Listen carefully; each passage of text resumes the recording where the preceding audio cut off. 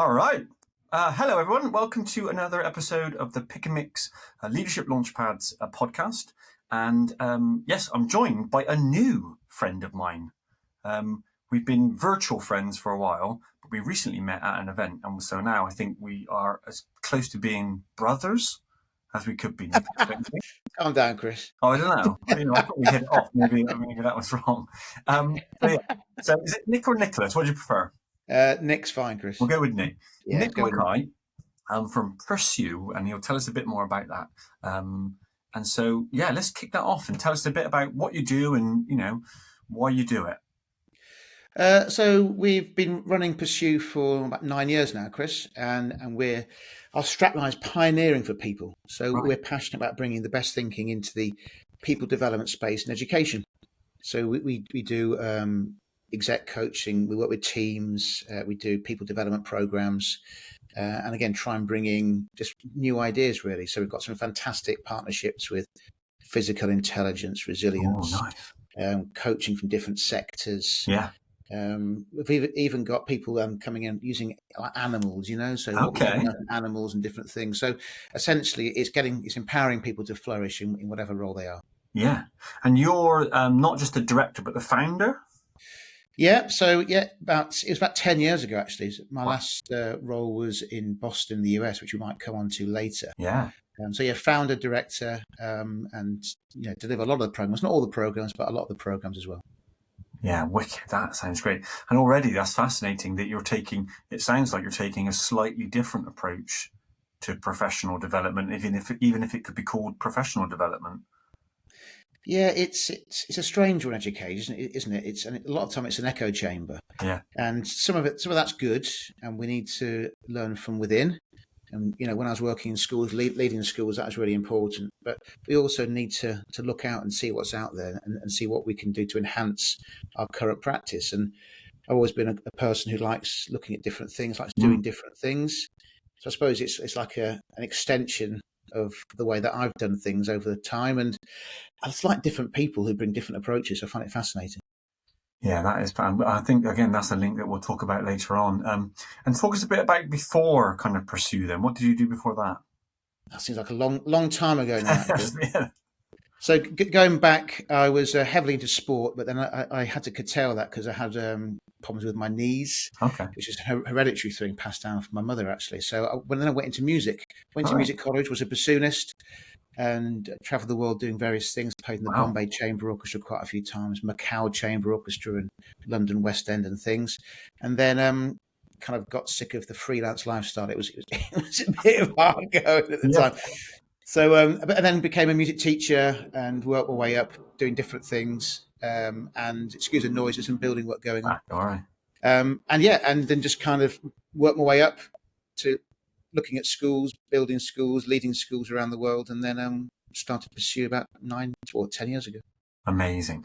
Right then, well, let's get stuck into it. For those that are new to the podcast, Nick's kind of chosen some things ahead of the time to kind of set the agenda. So a couple of launch pads that we're going to talk about, a couple of kind of, there's the book, yeah. A couple of ignition points, so kind of moments in his life that, transformed him in some way. And then we've got a couple of, three actually, fast friends questions, which, as you know, are designed to kind of, generate some connection and just to get to know the leader behind the leadership. So let's get started with that first fast friends question. So it says here, for what in your life do you feel most grateful? Tell us about that. It's a simple one, really, and it's just health. I feel grateful for that. I've got my health, and I feel grateful that I've had a pretty good deal. It's interesting because when I saw that question, I thought I never do the lottery. I've never done things like that because I think generally I've been born in a good place. I'm generally my parents were divorced when I was younger and stuff, but it wasn't the end of the world. Right.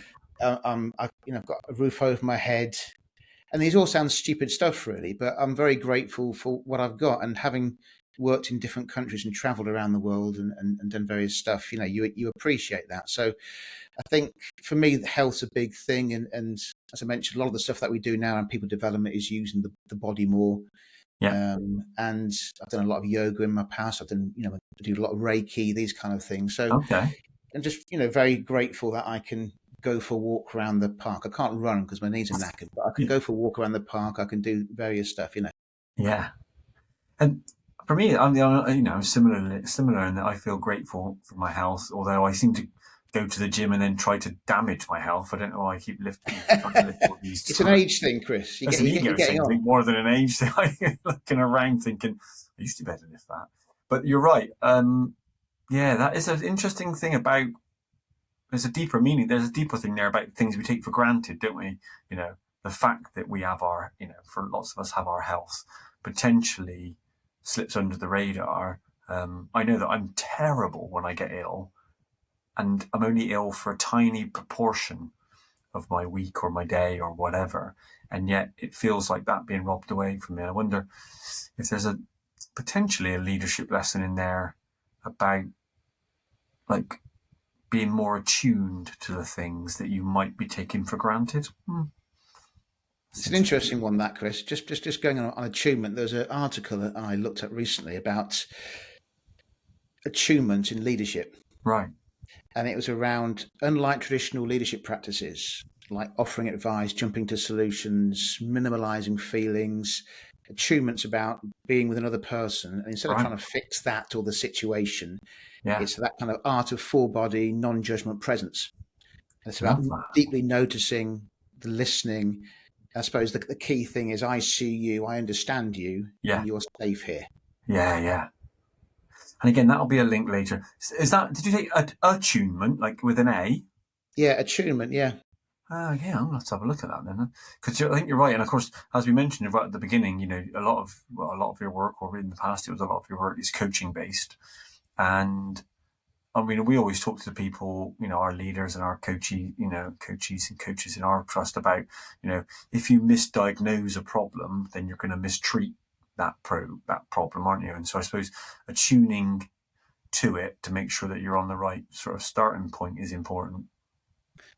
I think so. And I think a lot of what we get fussed about, whether it's in schools, leadership, all these things, when we're coaching, and I've probably done about 2,500 paid hours now. So I'm going from like an ICF, Master Certified Coach, which is not the be all end all, but it's good to kind of just look at what you've done, your body of work. And I could probably count on one hand people who have come to a session. I'm talking leaders in education all over the world, knowing exactly what they want. So the presenting issue, challenge, opportunity is never really the issue, challenge, or opportunity. Yeah. And a lot of time in education, we're just stuck in this surface level stuff, and we don't talk about what we need to talk about. And that's not going into too much depth when people don't want to. It's not about getting on the therapy couch, but actually let's get and talk about what needs to be spoken about. Yeah. And I think in education, generally, we don't talk and think effectively together. No. Yeah, that's really interesting. And I'm always taken by the simpleness.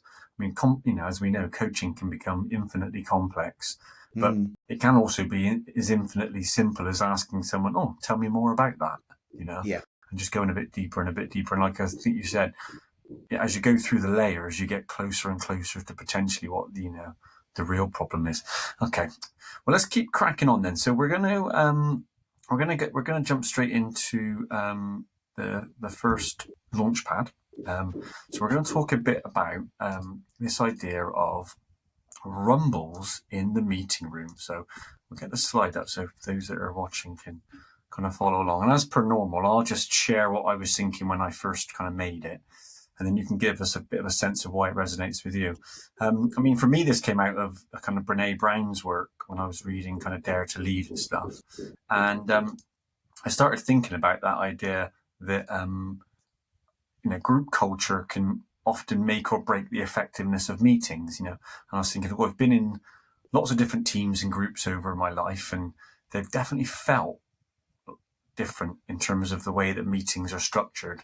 And when I started reading about this, I thought, I've definitely been in a rumble, and I've definitely not been in a rumble, And so if you're not familiar with this term, this idea that kind of low psychological safety and potentially misaligned goals, it means that people are often pulling against themselves, or I think more dangerously, filtering themselves in meetings. And so Brene Brown talks about this idea of a rumble. And it's a meeting where people kind of willingly and purposefully engage in like hard conversations, all together towards a goal, but it, as the name suggests, it's uncomfortable, it's lively, and all that sort of stuff. And so, she talks about this idea that it's super important if you do want to create, a group culture where people do feel safe to be themselves and not filter. You have to kind of get them in a space where they're open to being vulnerable themselves. They put aside any kind of perfectionism. They're definitely comfortable with complexity, so not rushing towards solutions, and also quite willing to go to dead ends and turn around and all that sort of stuff. The big one is, forgetting about being right, and then something about not hustling for their own worth. And that was really uncomfortable when I first read that, because I do that a lot, and I still find myself wanting to, add some value to a meeting, even if it's not a natural time for me to do it. I feel like I want to justify my presence and hustle. And then there's this thing about avoiding any kind of inherent power dynamics. Now, she talks about, I really like this idea that she's created a common language in her organization, where if she says to her team, hey, let's rumble with this for a bit, or can you come on Wednesday, we're going to do a rumble on this, people completely understand what that means and how to behave, and all those sorts of things. So I think that's really interesting. And then the last thing that I was thinking about when I did this was, you'll know whether you're in a rumble or not. So for those that are listening, think about a recent meeting you were in, think about how many voices were in that conversation. The fewer voices, probably the less likely it is to be a rumble. How vulnerable were people? How curious were people about other people's kind of, viewpoints?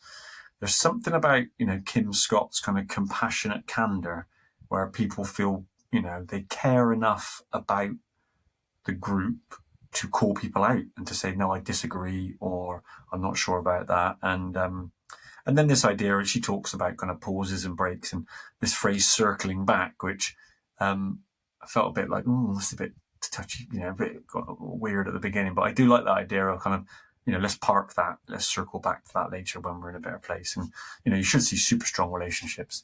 So why did this resonate with you when you saw it in the book? Yeah, I like it. I like that, what you said there, Chris, about a common language. Let's have a rumble. I think what resonated is a couple of things. First of all, about groups, because a lot of the time in education we talk about one-to-ones. Right. And again, a lot of our people that we work with are associates. We bring from different sectors, as I mentioned. I think that's just fascinating. And if you're looking at people development, it's the growth areas are not one-to-one. It's groups and teams. I think there's a massive opportunity in education to really look at how we're structuring the dialogue or the interactions, the engagements around groups and teams. And I suppose that the key thing of that is around psychological safety. And you mentioned about being vulnerable and everything else, and had a really interesting conversation recently with a interesting guy who's just done a PhD on team effectiveness. Okay. Team coaching effectiveness. Dr. Seb Fox. And he's one of these guys. He's just, when someone's in it, yeah, they've got everything there. They've just been living it. And obviously, you've got a PhD, EdD as well, Chris, and he's been living it. So it was really interesting talking to him about psychological safety, and he would say that that's, I suppose, an individual construct. Okay. So the issue that we have with groups and teams is it's not set up to be, or everyone has a different definition of what psychological safety is. And he was saying that it's there's no point of going too far around this. And what we should be aiming for are safe enough spaces. Okay. And a lot of the time, again, we hear a lot of these kind of buzzwords in education, don't we? Like things like, empathetic leadership, and suddenly everyone's going to go in overdrive and empathy. And then, psychological safety. So, suddenly everyone's got to this, what's the new thing? All their emotions. And I think it's just getting that right about safe enough, or being safe enough to say what's needed to be said. And there's something else that resonated in that. And again, my background is, teaching music, about passive involvement. Okay. And, when you're doing, I did a lot of workshopping, and some people, were straight on it, straight engaged, on the djembe, whatever it was. And other people didn't kind of initially get involved. And the reaction from a lot of people who were doing it was, they're not engaged, they're signed off. They were engaged, they were involved, just passively. Right. And I think the issue we have with meetings and teams is if we haven't got a, I suppose, facilitator there or someone who's not from outside that group or team, it can be very, very difficult, first of all, to get everyone to be safe enough. Yeah. Because there's always power and hierarchy Of involved. course. And I think the other thing around it is in terms of, do we know how to build up or how to construct those interactions so that it becomes fruitful rather than just a tick box exercise? Yeah. Oh, there's some good stuff in there. Yeah. I really like that idea of enough. And I wonder whether, I mean, you could probably extend that to lots of things, couldn't you? Whether what you're doing is enough, and whether there's a sweet spot on lots of these things, whether the two extremes are not particularly helpful. And there's also that idea of, what do they call it? Is it the law of diminishing returns? You get to a point, don't you, where any additional effort doesn't add the same amount of value as it takes, So that's interesting. Yeah, right. All right. Well, let's move on to your first ignition point, which I'm fascinated about. So you put here as a title, newspaper clipping. So tell us a bit about what life was like before the ignition point, what happened, and then how it was different afterwards. I was a poor musician, Chris. Okay, yeah. Trying to make ends meet. Yeah. So I was a bassoonist, left music college, was doing some Perry teaching all around London, playing with some orchestras, ensembles, doing a bit of traveling. I was doing more and more traveling. So I was, as I said, going to China, going to India, doing various stuff. And I was kind of not getting very far, really, or not enjoying it. And I came to a decision, if I want to be a professional bassoonist, I've really got to give my life to it, because people don't generally retire early. So you can be sitting in the London Symphony Orchestra or whatever, or, a top orchestra, when in your 60s, and people are still in their 70s playing. You think, well, I'm kind of 23. I just done a master's at the Trinity College of Music, and I was 23, 24, doing all this, all this stuff. But I was enjoying traveling. Okay. That's what I was doing rather than the bassoon playing. I was getting sick of trying to, look at the reeds and getting the right, attunement to keep a thread going. So there's this newspaper clipping in the paper, and it was actually my mum said, "Have you seen this newspaper clipping?" I think she sent it or something. And it was working English teaching in Japan. Oh, wow. And I looked at it and I thought, okay, well, why not? So I think it was in January, and I was living in London, and by February, kind of half term, I was in Tokyo. Wow. And just leapt, didn't do any kind of thinking about it. Just, I was renting a place and just went there. And I think that was a kind of start of a phase of about, I don't know, 14 years of a lot of traveling, a lot of getting out there, and not leaving music behind, but taking a bit of a turn into teaching, I suppose. Yeah. That's great. And what do you think the traveling did for you that you still got? Like how did it transform you? That's a good question. It opens your eyes, right? And I think that's why, going back to what we said previously about education can be a bit of an echo chamber. You've got to go out there, see different people. When I was in Japan, they had this thing called voice. So I was teaching Japanese businessmen English. Right. It's chibikop, which was like 6-month-old kids with their mothers, generally. And you had to kind of dance around the room singing songs, so they got used to kind of English and a Western face. And then you had the voice kind of thing, which was a space where people could come hang out, and it wasn't scripted. Right. So you just kind of went into that space, and people were practicing their English. So you could have someone in there who was very experienced, someone who wasn't. And they, the conversations, you weren't allowed to speak about certain things. The company said stay away from these kind of things, but generally it could go in any direction. And it was fascinating. So meeting some really interesting people, people in their 80s who've, lived through a lot in Japan, and people who were like, in their late teens who were just starting, going through cram schools and all these kind of things. Okay. And it was just fascinating. And then from there, it was, the whole world opened up. I was there in Tokyo for 3 years, learned a bit of the language, which I've forgotten a lot now. And it was, apparently I used to sound like a 3 or 4 year old kid when I used to speak, but I gave it a go, and I was able to get I was able to go into different areas and meet different people from loads of Australia, Canada, America, New Zealand, and then did a lot of traveling around Japan, and then that was the kind of start of the teaching. I love that.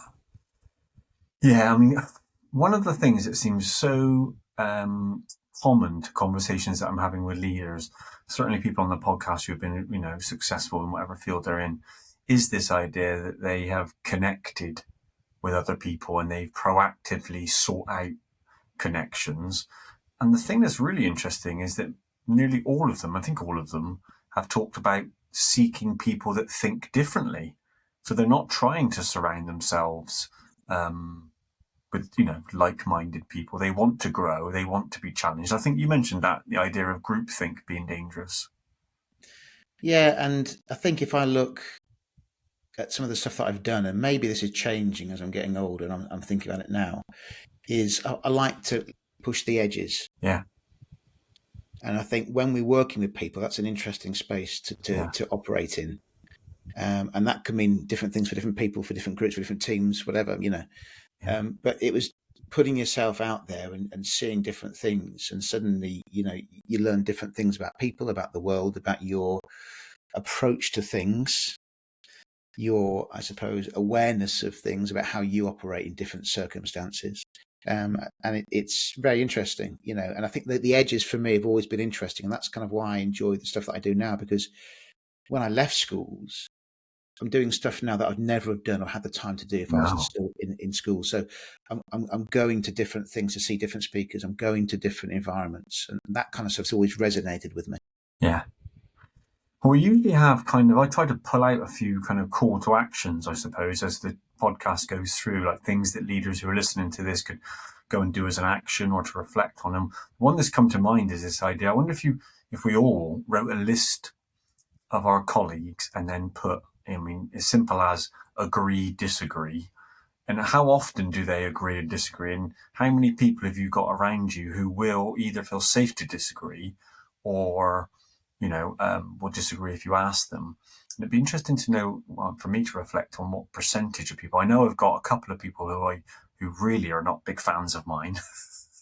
And so the work that I do, usually is because I love documents. That one of my good friends who I work with is not a document person. And so, she's very, truthful about it. And so, but I go back to her, I seek her out because it feels like when you disagree, it's a higher level of engagement, maybe. It's probably easier to agree than it is to disagree. Anyway, there's a call to action. Have a think about how many people that you're surrounded by are agreeing or disagreeing. Let's get back on track then. So let's talk a bit about your Fast Friends question 2. So it says here, is there something that you've dreamed of doing for a long time? And why haven't you done it? Tell us about that. I think the thing that came to mind, and again, this sounds very blasé, but I think there's only so many ruins, temples, things you can see when you travel. All the stuff. You get a Lonely Planet guide, which is what I used to do when I was living in Egypt or living in China, wherever it was. I used to get one. I used to go and do all the tourist stuff. So the things that I really appreciate now, experiences rather than just going to see something. And I've always loved singing. So I love, you probably see some rugby balls. I love the physicality of things like rugby and everything else. But I love the thing about singing that there's nowhere, when you've got an instrument in front of you, there's a bit of a barrier still. Singing, there's kind of nowhere to hide. I don't mean that in a sinister way. And I've always wanted to sing in a real shit hot gospel choir. Okay. Like a proper gospel choir. When full pelts. It's there. You've done some rehearsals and you're doing a gig, and everyone there is just at the peak. Yeah, that must be a buzz. I'd love this to be surrounded in that choir, because I sing in choirs and done various stuff, but something like that, it's a real good gospel choir, something that I've always wanted to do. Yeah. And the other thing that I suppose it's a bit more about personal is in the Second World War, my grandfather was a Lancaster bomber navigator. Okay. And he was lucky enough, I think this comes back to what I'm grateful for, really, but he was lucky enough to do 45. He did his sortie of missions. He did like 15 bombings to Berlin, all these kind of things. You know, the percentage of how he survived is very, very low. Right. But on one of he did the Tirpitz bombing in northern in Norway, and his plane got shot down on the way back, I think, and they crash landed in northern Sweden. Right. And the aircraft, or part of the aircraft, still there in a bog. Yeah, right in the middle of nowhere in Sweden. And and it's always my father took my grandfather for his 80th. My grandfather's dead now, but he took him for his 80th, and they went back and they had all the papers there and stuff. Love that. Little thing. But you get this little kind of wooden kind of like walkway, because you can't go into the bog, because of course it's all over the place. And then you go out, and most of the fuselage is there. Right. Things have been nicked, but it's still there, quite intact. That'd be cool to see that, wouldn't it? Yeah. Yeah. My granddad built like engines at Rolls-Royce, during the war and stuff. And I remember when we got to go and see an engine that he built, and I was just like, jaw dropping. And yeah, that's great. Right then. Well, we will look forward to. I'll look forward to hearing about this gospel choir that you're going to join. I want an invite to the first. I'll get you a ticket, Chris. The only thing I can sing with this accent is the Wurzels. But my daughter does a lot of singing. She's taken Oh, really? She's got her GCSE. She's just taken GCSE. She's starting next year, year 10. So she's just starting music, and it'll be singing. It's her instrument, so to speak. Yeah, brilliant. And I mean, my hat's off to you, and to her. I'm like, I blub every time I watch her sing, and I can't get it through my head, the level of confidence that she has when she stands up in front of lots of people. And she'll say, "Oh, I just pretend no one's there," and all that stuff. But yeah, hats off to any singers. All right, let's keep cracking on then. So we're going to go to our second launch pad, which is interesting, and I think this is linked to Rumbling in that when we spoke offline, you've chosen this because you've thought of it in a slightly different way, and potentially a challenging way that might push my thinking a little bit. So let me just get it up, and we'll have another. Again, same as before, I'll just briefly talk through what I was thinking when I made it, and then you can give us your take on resonation. So this sort of came through basically because I've done lots of coaching with kind of not exec leaders, sort of senior leaders, I suppose, during recruitment processes. So they would typically, ask for some support with interview prep and stuff like that. And can you read my letter and those sorts of things? And it dawned on me that one of the differentiators between good and bad was structure. And so I started playing around with this idea that, potentially using a purposeful structure when we communicate with people can support their levels of engagement and comprehension.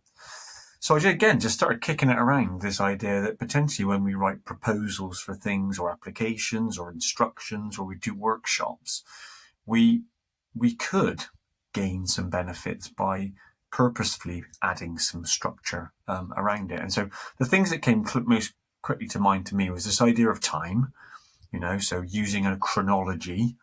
People tend to like, it's quite easy to follow, isn't it? This happened, then that happened, then this happened, then that happened. And potentially build some anticipation because people are like, oh, what's going to come next? So time was the first one I thought about. Then as simple as just categories, so organizing what you're going to say into kind of explicit blocks or groups, then almost allows people, the listeners, to group that in their heads. You're kind of doing a bit of the heavy lifting for them. And then, of course, if you can draw links between them, then that helps them sort of stay focused. But also I find this is helpful for me so that, I don't ramble or go off on crazy tangents, and I can keep people kind of with me, so to speak.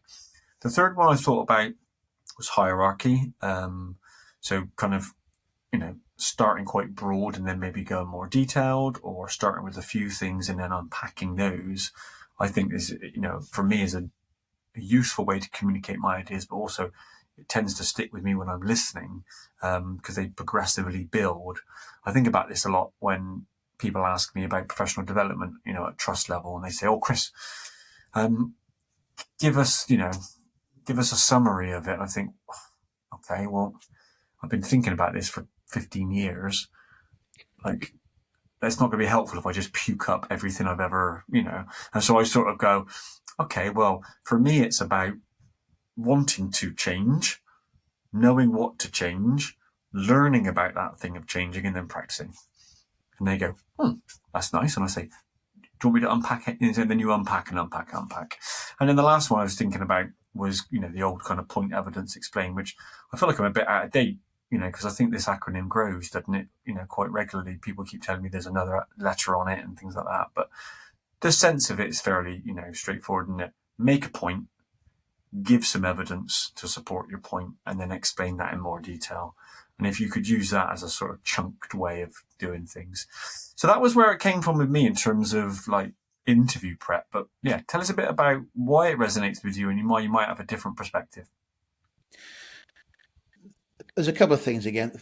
Structure sells, and the selling resonated because when I'm speaking to schools, a lot of the time people want to know, well, what can you give us? Yeah. And what's the return on investment?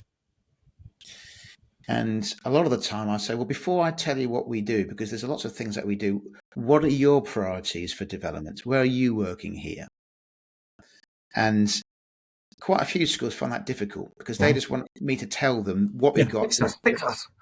Yeah, come in, plug it in, and this is what we're going to get. And the ROI, return on investment, is going to be this, which, and again, it's very difficult.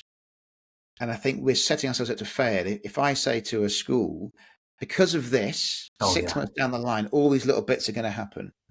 But people like the structure, gives us safety. And I understand it because people have got to go for budgets and they've got to say to, governance and whatever, we're going to do this because, and this is what the return on investment is. But if we're not careful, then we're not taking responsibility for what actually are we fishing for in the first place? What do we actually need before we then go and speak to people? And I think the other thing is we're shutting down emergence. Right. So if we're always so fixated on that problem solving or the end game or that goal, that can be a strength. But also we're stopping ourselves from actually looking at all the emergent things, which is where the magic happens. Yeah.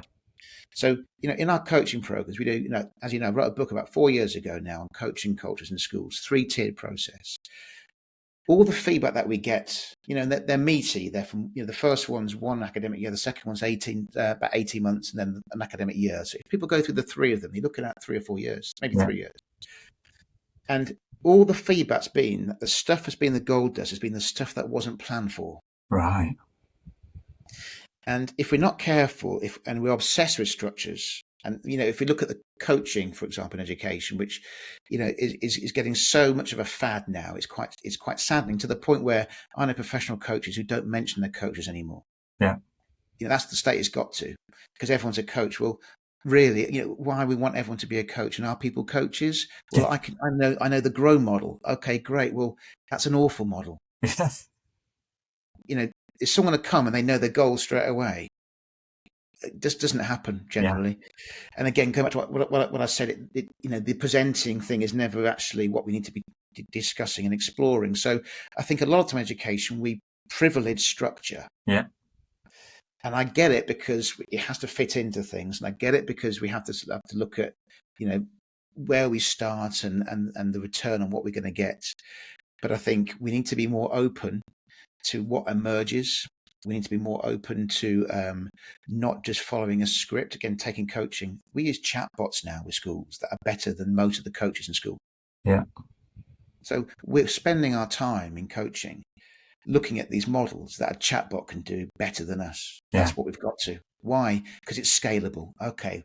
Is that the best we can do for the young people that we're working with? And a lot of the time it's just so you can tick something and say, oh, we've done this with coaching, whatever. So I think the structure, yes, I'm not saying it's a bad thing. And I think going back to my music background, I remember walking into we used to have these technical exams, and I walked in, it was the first or second year I walked in, it was a 4-year course. And I think it was the first or second year, I can't remember now. And the principal of the LSO was there, London Symphony Orchestra, Rachel Goff, who was like one of my idols, amazing. Okay. And she got me to play these scales, which I hated, of course, at the time, because everyone hated scales at that time. And, we wanted to play in orchestras and stuff rather than scales. And it was going well. And then one of the scales was an extended scale. And she wanted to do me these various. She kept pushing me and pushing me and pushing me. And at the end, she said, "You're going to play Mozart Bassoon Concerto in B flat major for me now." I went, "Yeah, I am." And she said, "So all of the stuff, the technical stuff that you've done on those scales, if you can't play all that perfectly, there's no point in even going to do Mozart Bassoon Concerto. You've got to be able to get around the B flat major scale wherever you are, all over the place, before you can play that." So I get that structure is important, but it's a starting point. It's not the end game. Well, I mean, that is a great sort of, statement, soundbite. Starting point, not the end game. And one of the things I was reflecting when you were talking then is, I think we do also need to be careful, don't we? When I caught myself, I think when I was explaining that Launchpad, saying I like, and I wrote another Launchpad called Cognitive Klaxons. I've got obsessed with alliteration. I was like, AI, what? Give me a word that means alarm beginning with C. So yeah, it probably only makes sense in America, but that idea of when you say things is potentially a signal for a cognitive bias. Like, I like structure. Okay, well, just because you like it doesn't mean it's right, and all that sort of stuff. And then the other thing I was thinking when you were talking is that we potentially, because our work environments are so crazy, are being pushed from further and further into simplification, and not for the right reasons either. So yeah, lots to think about there. But I think your challenge then around structure is good, but it's only a starting point. Maybe I'll put that in volume 2.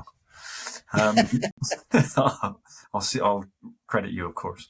All right, let's keep going then. So I'm really fascinated about this next one. So this is your kind of second ignition point. And this is leaving Boston. So tell us a bit about what was happening in Boston, and then how this, what happened. Well, I suppose it started with going to Japan. Okay. And after that, I came back to the UK, did a GTP. So I came from living in Tokyo and I came back to Bradford, did a GTP at Bradford, and worked in a school in special measures in Queensbury and Brighouse, which is a different school there. And then I went on to Egypt and then China, then came back to the UK and started to lead schools, and then America. And I found myself in Boston. And I think it was the end of that kind of era of running around. It was also the end of an era of the way that I was, I think, operating. I was in Boston. I remember I went to a bar in Boston, and Boston's a cool city. There's it's great sport, lots of universities, loads of lots of stuff going on, and it's not too big. You can get around. I had a big role in the company. I was basically leading the school, and they're expanding to a new campus in the south of Boston. I was traveling all over China, Russia, Ukraine, Europe, getting kids to come because it was an international school doing the American curriculum. And I was in a bar in Boston. I just come back from a trip. I think it was a trip, something like, 11 cities in 13, 14 days across China. And I came back to Boston and I was in a bar and I just thought, I don't know why the hell I'm doing this. I'm not enjoying it. Going back to all the things that make me tick, i.e., I was surrounded by great music. I never went to see any in Boston. I was surrounded by great sport. Not until the end did I engage with it. I wasn't in a good place at all. And I was, just traveling around, and I thought, I don't know why I'm doing this. I'm not doing things that make me me. I thought I was gonna, I've got to the kind of peak of it, and I've got here, and I'm not enjoying it really. And I'm just traveling for the sake of it. And who cares in the end, really? Right. What am I trying to prove here? I think was what I was thinking. And it was a case of something needs to change. Right. And the way that I'd been dealing with things and the way that I've been living my life had served me up to a point and made me, I suppose, successful for some people. And then this is a different era, it's a different stage now. And it was scary. So I was leaving a very well paid job. in Boston, and I did my first coaching qualification in just outside Boston, and it was really interesting because no one there was in education. Okay. So there's about 25 people there from all sorts of places, and I'd always been into working with people. That's my thing, working with people, and I was very far removed from that, doing what I was doing at that point. I did some school inspection previously, which I didn't enjoy at all. And yeah, it was a kind of turning point getting into the coaching. And that's when I came back from Boston and came back to the UK thinking, what am I doing? Yeah. But I've got to do something. That's crazy, isn't it? And so then you came back, and then that was the start of the teaching career. Now, that was the start of the coaching career. The coaching career. Oh, yeah, because the GTP was, yeah. So, yeah, GTP, and then I went to Cairo, then Guangzhou, back to UK and Kent, and then I went to Boston. Yeah. And then have you ever counted up the countries? No. No. It's got to be. I mean, I think I've heard 20 already. I mean, this is fascinating. It must give you a really nuanced sort of view of education. I think it does. It's schools are schools, and teachers are teachers, and people are people. Yeah, okay. And I think there's different things that you see in different places, and there's the cultural side of it, which is always interesting. And interestingly enough, I think the American move was I found difficult, not for any particular reason for anyone else, but just that stage of what I was doing. Right. Whereas other people find other things, easy. It's just, I suppose, where you are as a person. But yeah, it's schools are schools, and there's the same stuff happening everywhere, yeah, just in different guises. Here's a challenging question, and if you could only pick one country to go back to and work, where would it be? I think that what I really enjoyed, and this comes back to, I suppose, this more holistic way and stuff, is I had great experiences in all of them, whether it is Japan, China, Egypt, America, and all the traveling off the back of it, Yeah. But for the work, I enjoyed working in Cairo. Right. And it wasn't an easy place to live all the time. And I was there in 2011 during the so-called Arab Spring, and it was dicey at times, and the school closed, and I think I was one of them on the last flights to get out because they thought the whole thing was imploding at that point. But it was, and the school wasn't an elite school. It was mostly, there was only a couple of expats. It was a kind of British school, loosely in name. So there's lots of things going on which maybe you wouldn't have experienced as someone coming from the UK. But had a great group of people that I used to socialise with outside of the school. Right. We used to do lots of stuff together. I had a life, whereas in Boston, my life was, getting on a plane and then coming back, and then meetings and getting on another plane, and then being holed over the calls for safeguarding incident when you weren't there. And, this was just going around in circles. So yeah. the Egypt living there was a lot harder than living in Boston, for example, but there's some great traveling, went all over the Middle East, and there's some great people and who I was still connected with now. So I think that was the one that stands out. Love it. All right. I guess I'm thinking about sort of takeaways for people that are listening to this linked to that ignition point. And I mean, I wonder, you were brave enough to make that change once you recognized that, what you were doing wasn't working. And I wonder whether that's something for people to reflect on, if you felt like, inauthentic is the right word, but, if you felt like you're not doing what you should be doing, maybe, it's about having to think about what the next step might be and being brave. All right. Well, let's move on to the final Fast Friends question, which is the longest one, actually, of that we've got on the thing. So I'll read it out for those that are listening. It says, your house containing everything you own catches fire. After you saved your loved ones and your pets, you have time to safely make a final dash and save one item. So what would that one item be?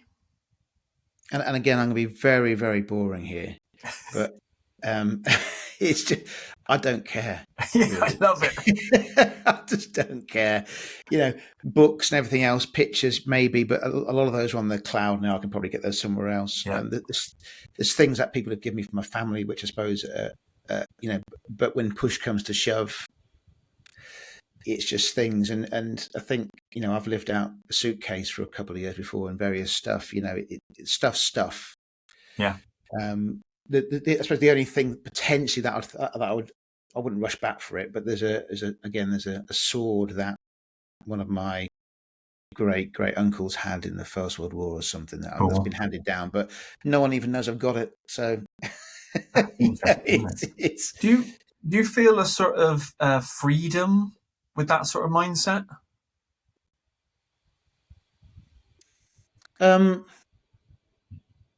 Sometimes I think it's an interesting one, isn't it? Because as you get older, you tend to try and accumulate things, don't you? But actually, when push comes to shove, it's I'm trying to keep. There was something on a couple of years ago about, maybe you watched it, The Minimalist or something on the Netflix and everything else, and they were trying to kind of keep things down to a minimum. And I know, just me being me, I don't like clutter. I never have like clutter, so I'm quite happy with there being not much around. I was in Japan for 3 years and I slept on the floor for 3 years. Yeah.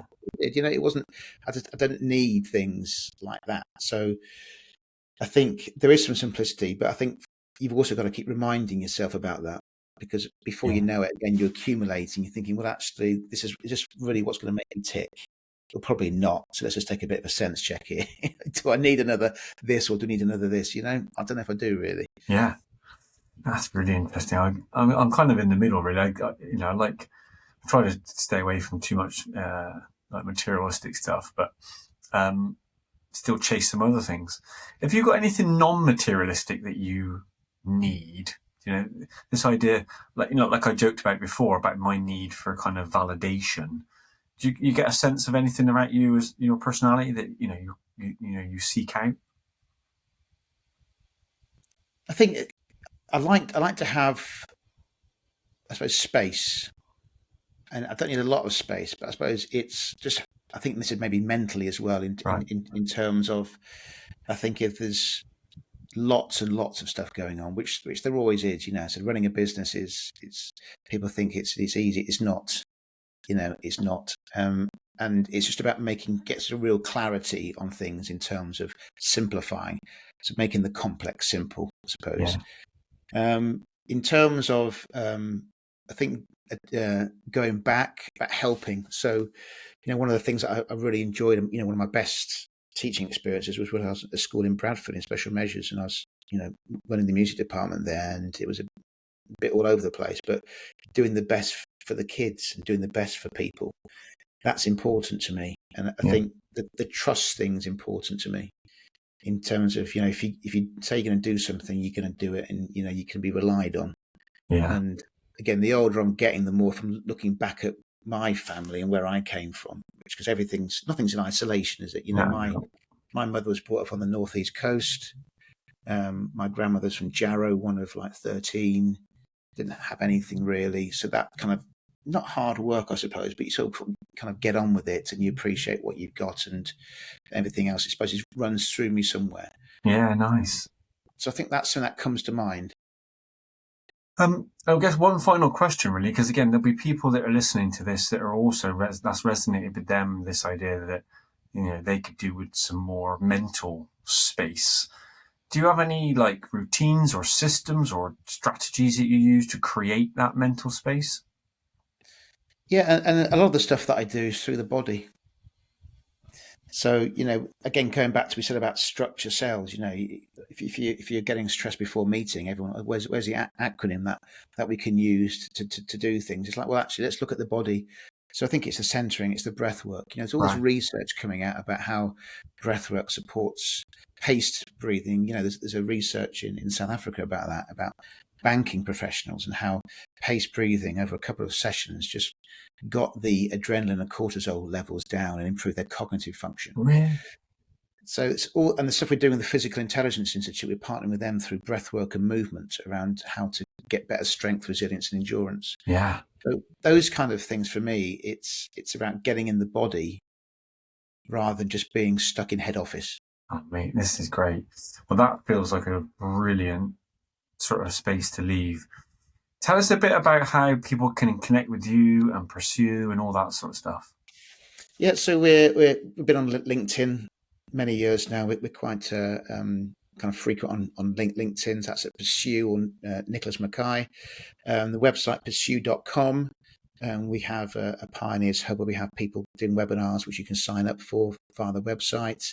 And there's also we give you a free consultation, whether you're an individual, team, or school organisation looking to empower your people to flourish. We give you, the consultation forms on the website. So that's pursue.com. Amazing. And the book's still available. Where can people get that from? That seems like a long time ago. Yeah, you can get that on Amazon. Always Coaching: How to Create a Coaching Culture in Your School. It's $15.99.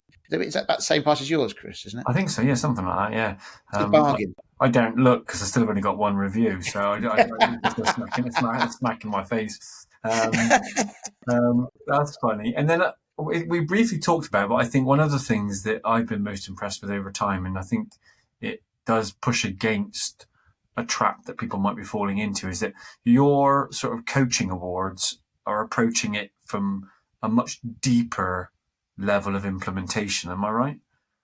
Yeah, so they're people development programs, really. So the first one, the fundamental one, is around International Coach Federation benchmarking of what coaching is, informally, formally, around a one-to-one interaction.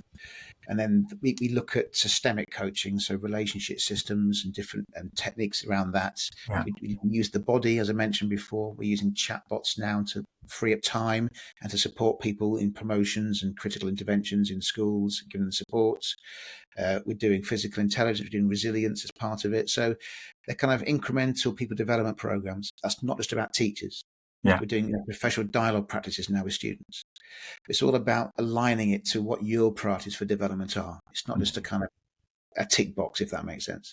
Sounds great. Well, I think lots of people that will resonate with and connect with them. And if you're looking for a new perspective on professional, personal development, then definitely get in touch with Nicholas. Well, the last thing to say really is, if you've enjoyed this thing, say connect with the Launchpad stuff, connect with me on, LinkedIn and stuff like that. And we'll see you at the next one. Thanks very much.